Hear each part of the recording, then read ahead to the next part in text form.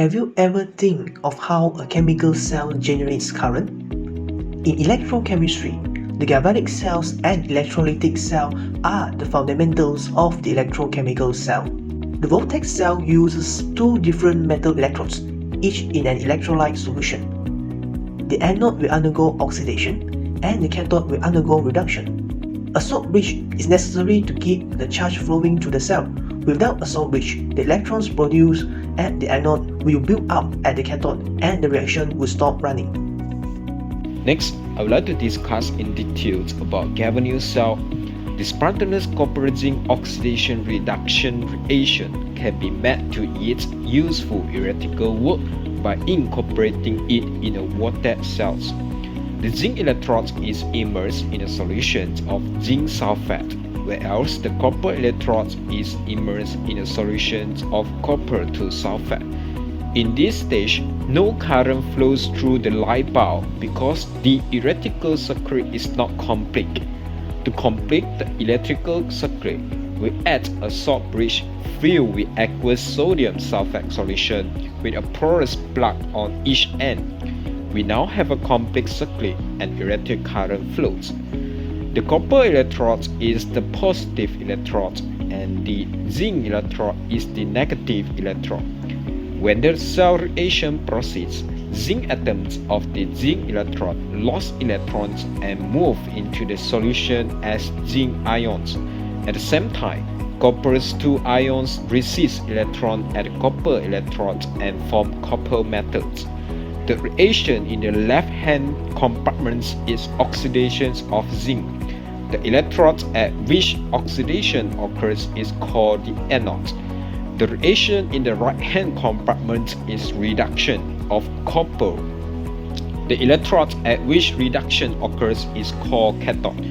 Electron flow from the anode to the cathode through the external circuit. To maintain electrical neutrality in the two cell compartments, ions must move through the salt bridge. There are two types of voltaic cell, which are primary and secondary cell. Each has its own advantages and disadvantages. For the advantages of galvanic cell, the primary cells are lightweight and hence they are portable. Primary cell provide a steady current voltage and provide less fluctuation. The secondary cells are electrochemical cells in which the cell has a reversible reaction.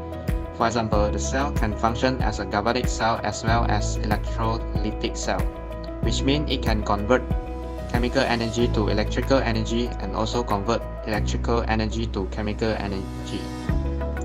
The secondary cells are rechargeable and the secondary cell provide a large and steady amount of electricity for a long time. For both primary cell and secondary cell, they are easily available where you can buy batteries in all convenience stores, and for bulky car battery, you can get it at car repairing center. Here's the disadvantages of galvanic cell. For primary cell, it cannot be recharged, and they are not long-lasting. Primary cells are basically used and throw galvanic cells. The electrochemical reactions that take place in these cells are irreversible in nature. Hence, the reactants are consumed for the generation of electrical energy, and the cell stops producing an electric current once the reactants are completely depleted. Most of the primary batteries are considered wasteful and environmentally harmful devices. This is because they require about 50 times the energy they contain in their manufacturing process. They also contain many toxic metals and are considered to be hazardous waste. For secondary cell, it is expensive. The lead acid cells are heavy and acid may spill out. For both primary and secondary cell, its disadvantages are need extra care or else will be spoiled easily, and some might undergo rusting.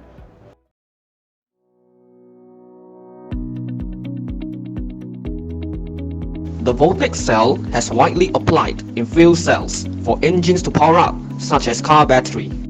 A fuel cell requires an external supply of reactants, as the products of the reaction are continuously removed. In a fuel cell, energy is not stored, as the electrical energy is provided by a chemical reaction.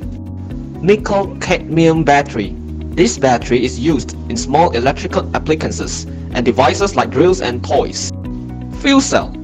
A fuel cell allows electrical energy to be extracted directly from a chemical reaction.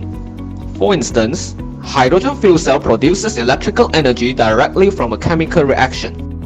Did you know that a voltaic cell can be even used as fuel cell in submarines?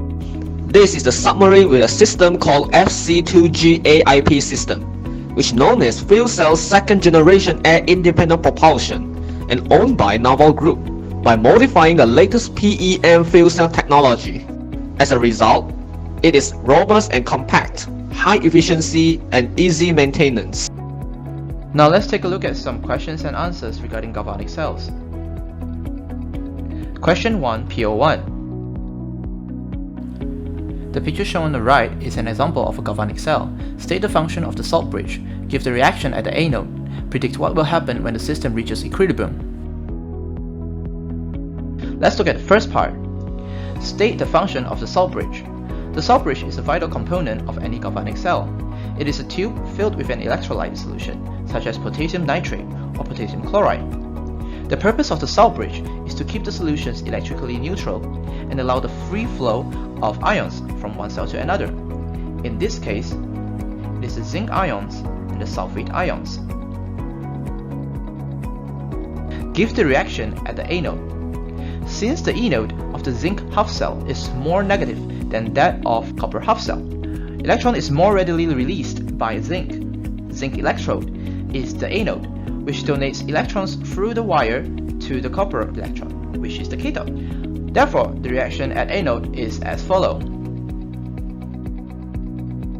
Predict what will happen when the system reaches equilibrium.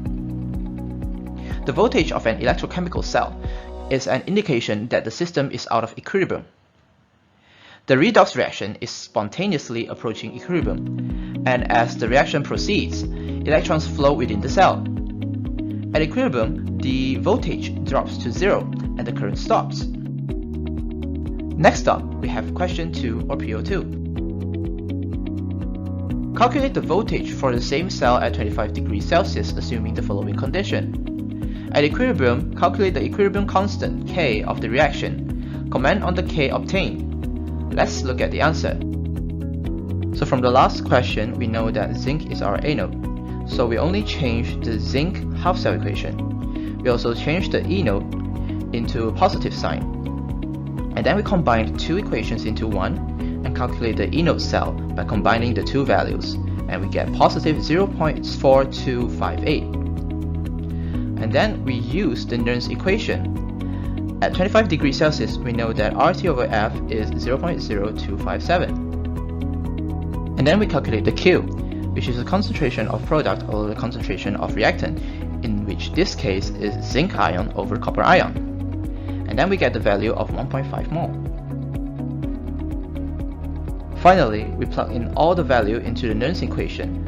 N is the number of electron, in which this case is 2, and then we get the final answer 0.4206 volt. Next, we calculate the equilibrium constant K and comment on the K obtained. So by looking at the Nernst equation, we know that at equilibrium E cell is equals to 0 and Q is equals to K. And then we plug in all the values and we get K equals to 1.57 times 10 to the power of 7. And since K is larger than 1, the reaction could be spontaneous and the product is favored. Let's look at the bonus question. What is the effect on the E cell if the concentration of zinc ion increase in the anode department? So since zinc ion is a product, E cell would decrease. But why? Let's take a look at the Nernst equation. So we can see that Q is the product over reactant. So as the concentration of product increases, Q increases, which results in the decrease of E cell. That's all for the questions and answers. Thank you.